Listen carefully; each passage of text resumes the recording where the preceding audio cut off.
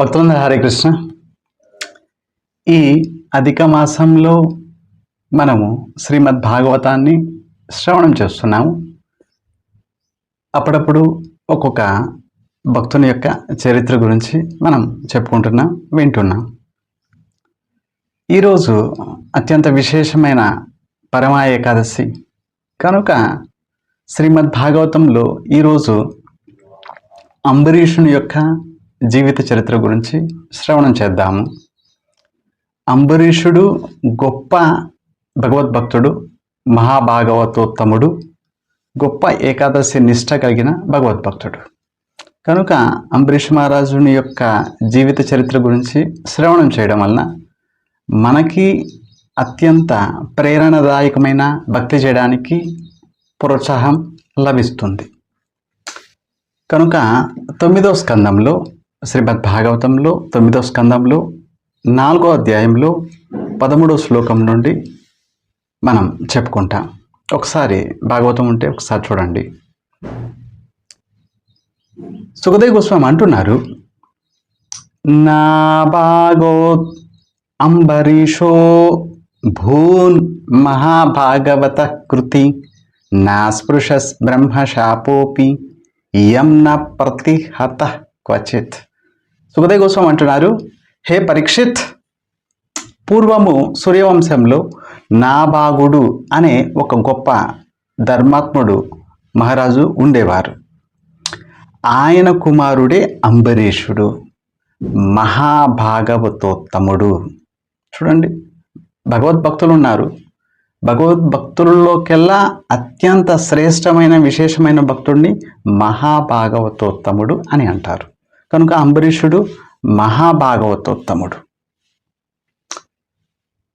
ఇంతగా భక్తి చేశారు. నా స్పృశత్ బ్రహ్మశాపోపి. బ్రహ్మశాపం అంటే బ్రాహ్మణుని యొక్క శాపం కూడా ఆయన్ని స్పర్శ కూడా చేయలేదు. చూడండి, ఈ లోకంలో బ్రాహ్మణులు అలాగే గోవులు అత్యంత పూజనీయం.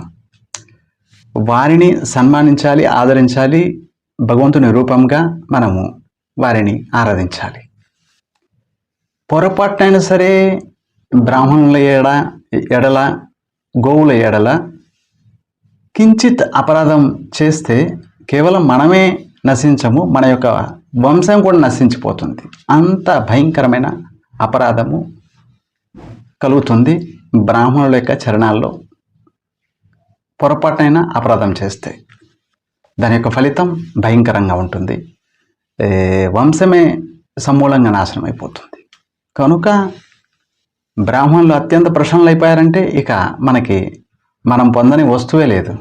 కనుక బ్రాహ్మణులు అలాగే గోవులు, భగవద్భక్తులు, సాధువులు, వారిని ఎప్పుడు కూడా మనం ఆదరించాలి, సన్మానించాలి, పూజించాలి, ఆరాధించాలి. ఇక్కడ సుఖదేవ్ గోస్వామి అంటున్నారు, స్వామి, అంబరీష్ మహారాజ్ అనే గొప్ప భాగవతోత్తముడు ఉండేవారు. బ్రాహ్మణ శాపం కూడా ఆయన స్పర్శ చేయలేదు. ఈ మాట వినేసరికి పరీక్షిత్ మహారాజుకి ఆశ్చర్యం వేసింది. ఎందుకంటే పరీక్షిత్ మహారాజుని శపించిన వారు కూడా బ్రాహ్మణులే కదా. శమీక ముని కుమారుడు శృంగి అనే చిన్న పిల్లవాడు శపించాడు పరీక్షితుడిని. 7 రోజుల్లో తక్షకుడు అనే ఒక సర్పం వచ్చి మిమ్మల్ని కాటు వేస్తుంది, మీకు మరణం సంభవిస్తుంది అనే శాపాన్ని శృంగి అనే చిన్న బాలుడు ఇచ్చాడు. ఈ విషయం మనం తర్వాత చెప్పుకుంటాం. కనుక పరీక్షిత్ మహారాజుకి ఆశ్చర్యం వేసింది. నిజానికి బ్రాహ్మణ శాపం నుండి బయటపడటం అంత సహజం కాదు, అంత సరళం కాదు. కానీ అంబరీషుడు ఇంతగా భక్తి చేశాడు, బ్రాహ్మణ శాపం కూడా ఆయన స్పర్శ కూడా చేయలేదు. ఆశ్చర్యం వేసింది పరీక్షిత్ మహారాజుకు. వెంటనే పరీక్షిత్ మహారాజు అంటున్నారు, భగవాన్ శ్రోతుమిచ్చామి రాజర్షే తస్య ధీమతః నా ప్రాభూత్ యత్ర నిర్ముక్తో బ్రహ్మదండో దురత్యయ. స్వామి, శ్రోతుమిచ్చామి, వినాలని నాకు కోరిక కలుగుతుంది. ఒకసారి ఆయన జీవిత చరిత్ర గురించి చెప్పండి స్వామి దయతలచి అని పరీక్షితుడు అన్నారు. ఎందుకంటే బ్రహ్మదండు దురత్యయ, బ్రాహ్మణ శాపం కూడా ఆయన స్పర్శ చేయలేదా? అద్భుతంగా ఉంది. విషయం ఏంటి అడిగారు. శ్రీ శుకవాచ. సుఖదేవ గోస్వామి అంటున్నారు, అంబరీషో మహాభాగ సప్తద్వీపవతిం మహీం అవ్యయాంచ శ్రియం లబ్ధ విభవం చాతులం భువి. అంబరీషుడు అనే ఒక గొప్ప భగవద్భక్తుడు ఉండేవారు, మహాత్ముడు ఉండేవారు పూర్వకాలంలో.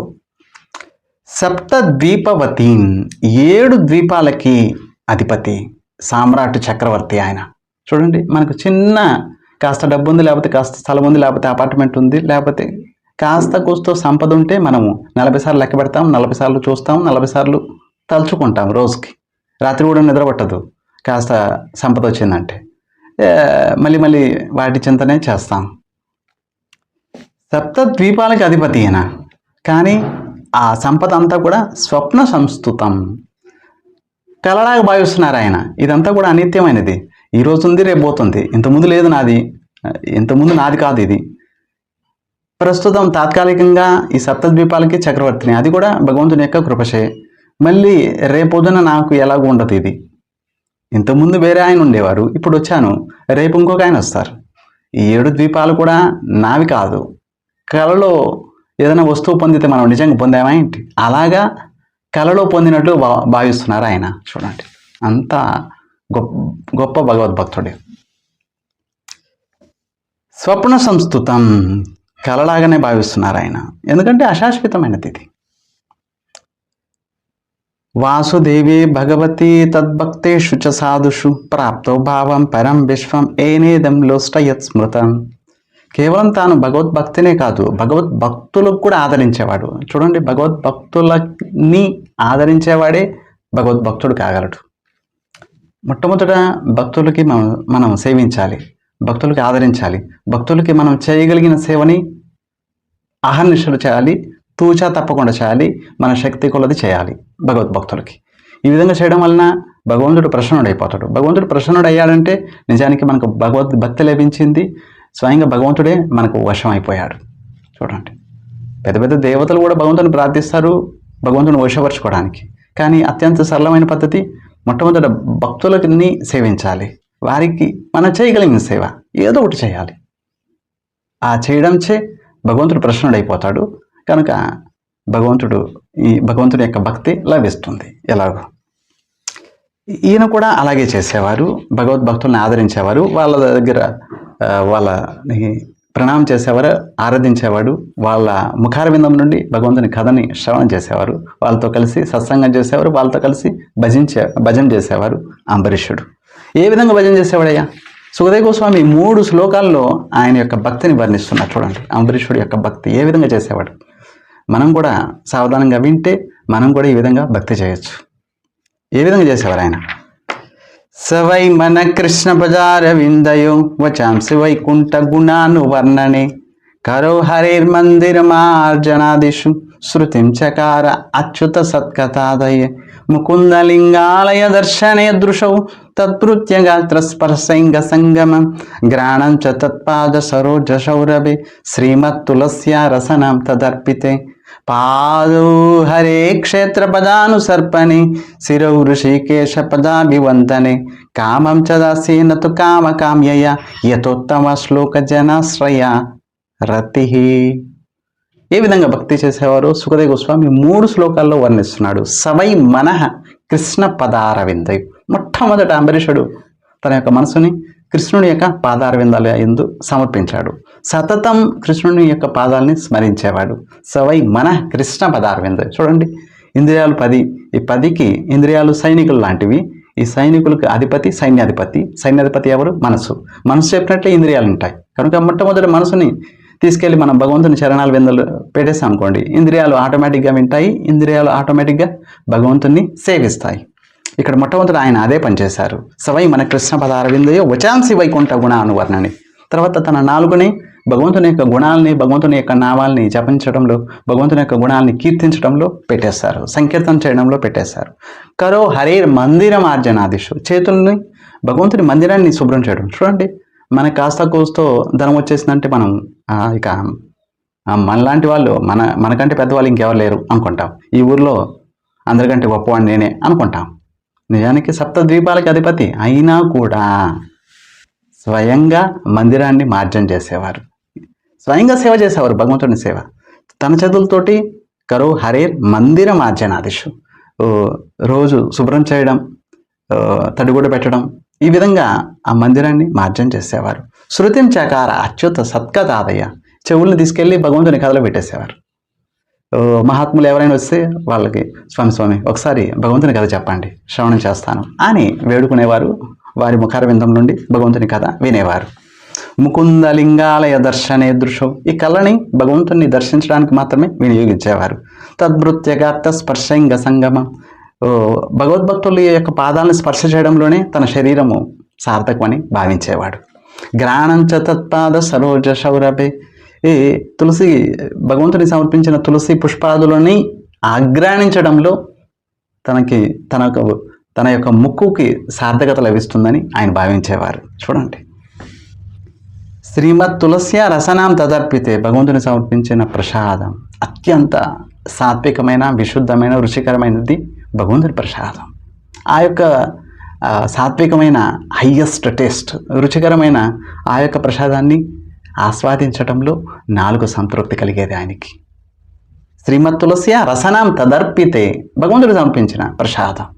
చూడండి, ఈ నాలుగుని ఎవ్వరు కూడా జయించలేరండి, కానీ భగవంతుని ప్రసాదంచే ఈ నాలుగుని జయించవచ్చు.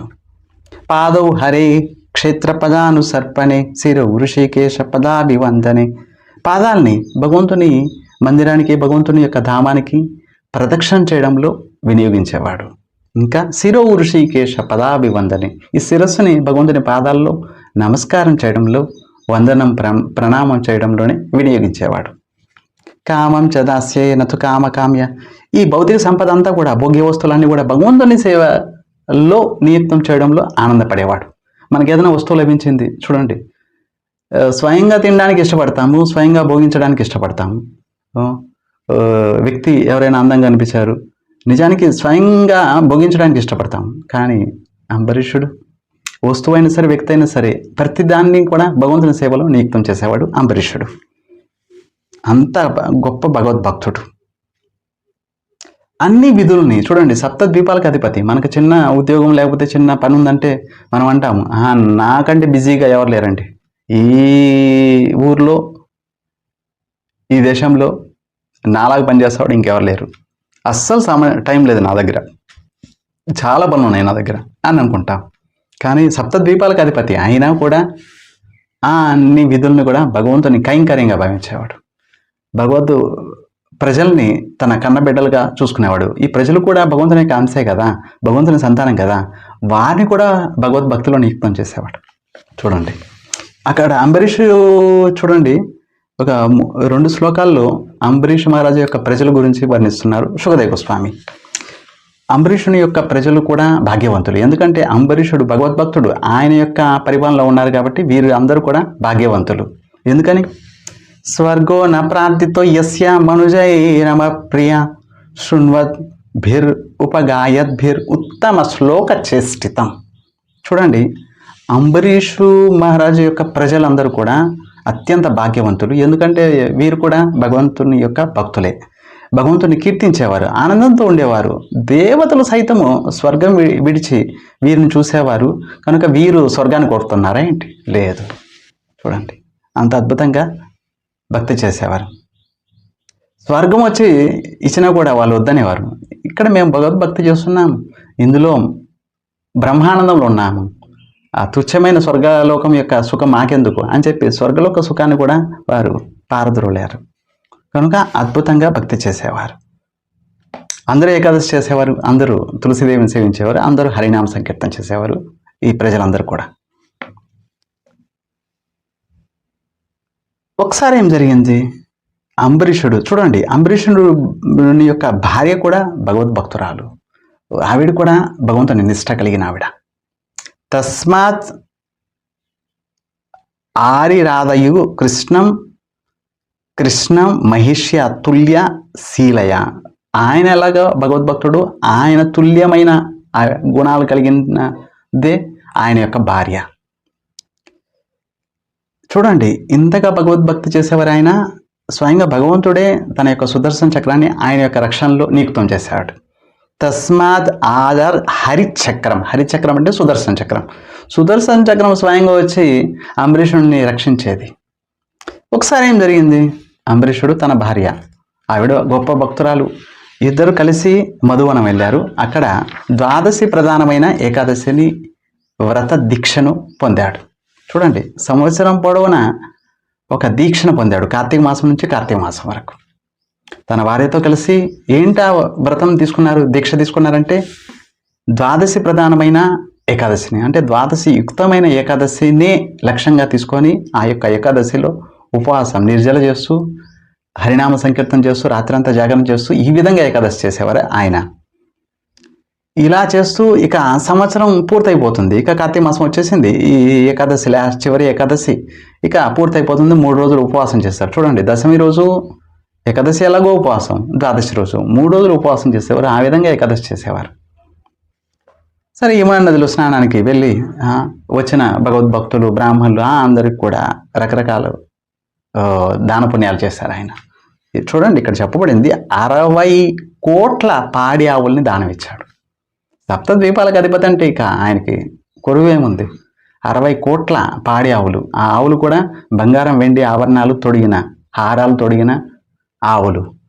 వత్స అంటే చిన్న పిల్ల, ప్రతి ఆవుకి చిన్న పిల్ల ఒకటి ఉంది, మొదటి కాన్పు. అటువంటి పాడి ఆవుల్ని దానంగా ఇచ్చారు ఆయన. అన్నీ పూర్తయిపోయిన తర్వాత ఇక తాను స్వయంగా ద్వాదశి పారాయణం చేయడానికి నిర్ణయించుకున్నారు. అదే సమయంలో అత్యంత నిగ్రహానుగ్రహమైన సమర్థుడైన దుర్వాసముని వచ్చేశారు. దుర్వాసముని పేరు వినే ఉంటారు. గొప్ప యోగి, గొప్ప తపస్వి ఈయన. ఆ సమయంలో అతిథి రూపంలో వచ్చారు. అంబరీష్ మహారాజు సాష్టాంగ ప్రణామం చేశారు. స్వామి, కరెక్ట్గా సమయానికి వచ్చారు, ద్వాదశి పారాయణం అవుతుంది. సరే, భగవద్భక్తులు అందరూ ఉన్నారు, అందరం కలిసి మనం భగవంతుని యొక్క ప్రసాదం స్వీకరిస్తాం, రండి దయచేసి రండి అని అన్నారు. ఆహ్వానించారు అతిథి రూపంలో. అప్పుడు దుర్వాసముని అంటున్నారు, రాజన్, ప్రస్తుతం మేము యమునా నదిలో స్నానం చేస్తాము, కొన్ని నియమాలు ఉన్నాయి, కొన్ని విధులు ఉన్నాయి, ఆ నియమాల్ని పూర్తి చేసుకొని మేము వస్తాము, మా కోసం ప్రతీక్షించండి అంటూ చెప్పి వెళ్ళిపోయారు. ఆయన ఆతిథ్యాన్ని స్వీకరించారు, వెళ్ళిపోయారు. స్నానం చేసి వస్తాం ఉండండి అంటూ. అంబరీషుడు చూశాడు, ఇంకేంది, కేవలము ఒక్క గడియ మాత్రమే ఉంది. ఒక గడియ అంటే 24 నిమిషాలు మాత్రమే ఉంది. ఈ 24 నిమిషాలు అయిపోయిందంటే ఇంకా పారాయణం అయిపోయిందంటే నిష్ఫలం అయిపోతుంది.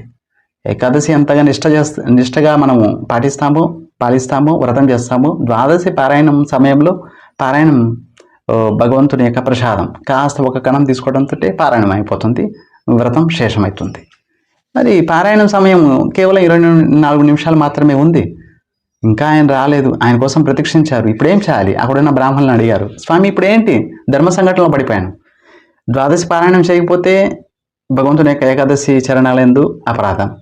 ఒకవేళ ఆయనకి అతిథి దుర్వాసముని రాకముందే నేను భుజించాను అనుకోండి, మహదపరాధం. అతిథిని ఆహ్వానించి ఆయనకి పెట్టకుండా తీసుకోవటం మహాపాపం. ఇప్పుడు ఏం చేయాలి, ధర్మ సంకటంలో ఉన్నాను, ఏం చేయాలి అని ప్రశ్నించారు. అక్కడున్న బ్రాహ్మణులు అన్నారు, రాజన్, ఈ సమయంలో మీరు భగవంతుని యొక్క తీర్థ ప్రసాదం, భగవంతునికి సమర్పించిన తీర్థం, ఆ యొక్క తీర్థ ప్రసాదం అంటే చరణామృతం స్వీకరించండి. చరణామృతం అంటే నీళ్ళే కదా, గంగాజలమే కదా, కాస్త తీసుకోండి. తీసుకోవడంతో మీకు పారాయణం అయిపోతుంది. ఎందుకంటే మీరు నిర్జలం ఉంటున్నారు కదా. నిర్జలం ఉండేవారికి ఈ ప్రాసెస్. పండ్లు తీసుకున్నారంటే మళ్ళీ నీళ్ళు తీసుకున్నా కూడా పారాయణం కాదు, జగన్నాథ ప్రసాదం లేకపోతే అన్నం ఒక్క అన్నం తీసుకోవాలి. ఇది నియమం పారాయణానికి. కానీ అంబరీష్ మహారాజు నిన్న నిర్జలగా ఉన్నారు, నీళ్ళు కూడా తీసుకోలేదు. అందుకే భగవంతుని యొక్క తీర్థం తీసుకుంటే పారాయణం అయిపోయినట్లే.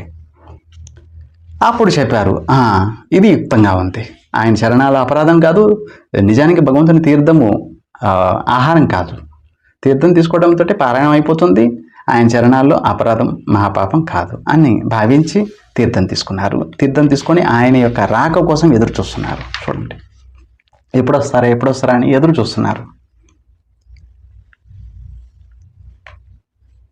సద్యస్తే దర్శయే ఫలం, ఆయన కోసం ఎదురు చూస్తున్నారు, ఇంకా రాలేదేంటని.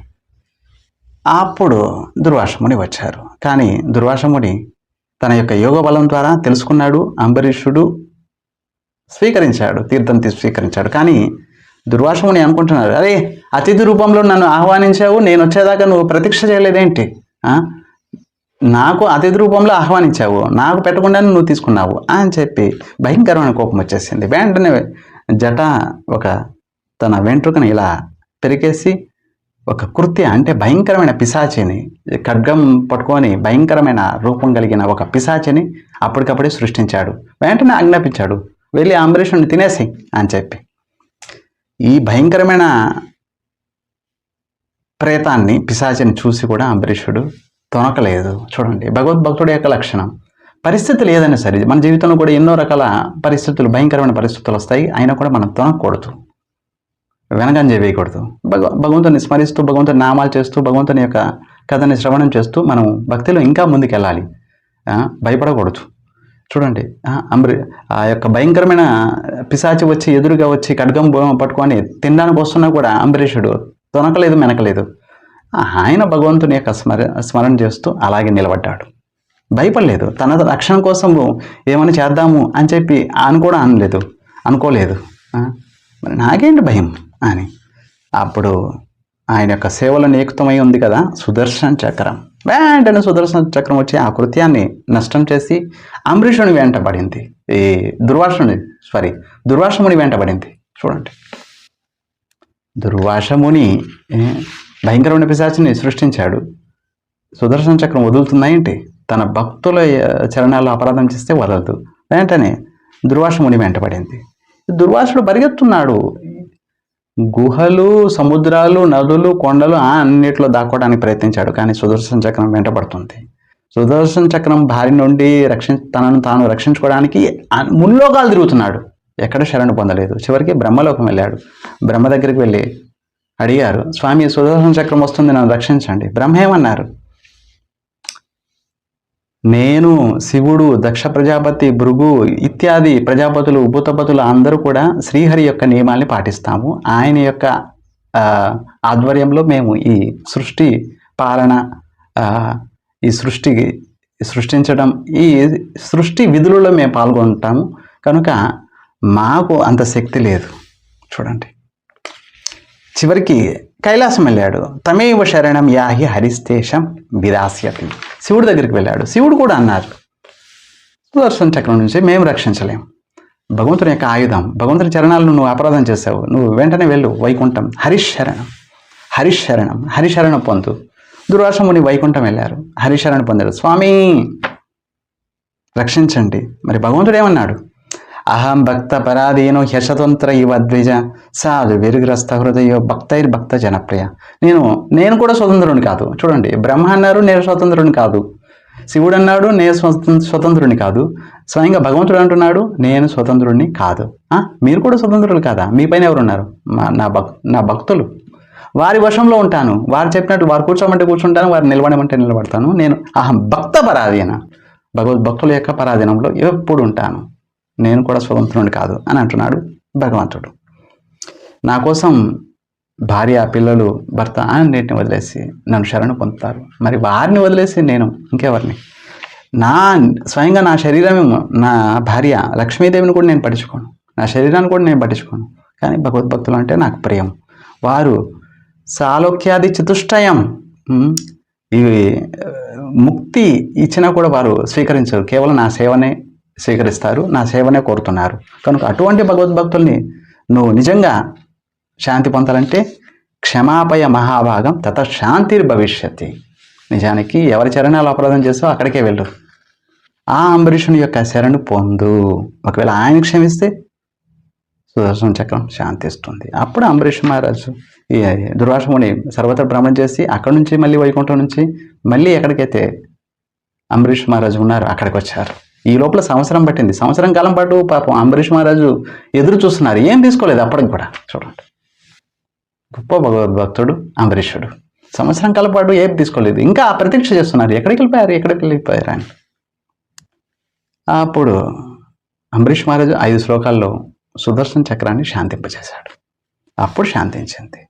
అప్పుడు దుర్వాసముని అంటున్నారు, అహో అనంతదాసానం మహత్వం దుష్టమధ్యమే కృతాగసోపి యద్రాజన్ మంగళాన్ని సమీహసే. అయా అనంతుని యొక్క దాసులు, భగవద్భక్తుల యొక్క భక్తి అత్యంత అద్భుతం, భగవద్భక్తుల యొక్క మహిమ అపారం అంటూ భక్తుని యొక్క అపారం గురించి కొనియాడారు. అప్పుడు సుదర్శన చక్రం శాంతించింది.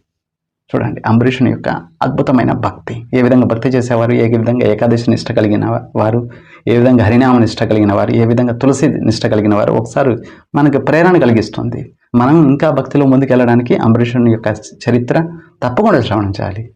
ప్రతి నిత్యం శ్రవణం చేయాలి. ప్రత్యేకంగా అధిక మాసం ఈరోజు ఏకాదశి కనుక తప్పకుండా శ్రవణం చేయాలి. భక్తులను హరే కృష్ణ. ధన్యవాదాలు.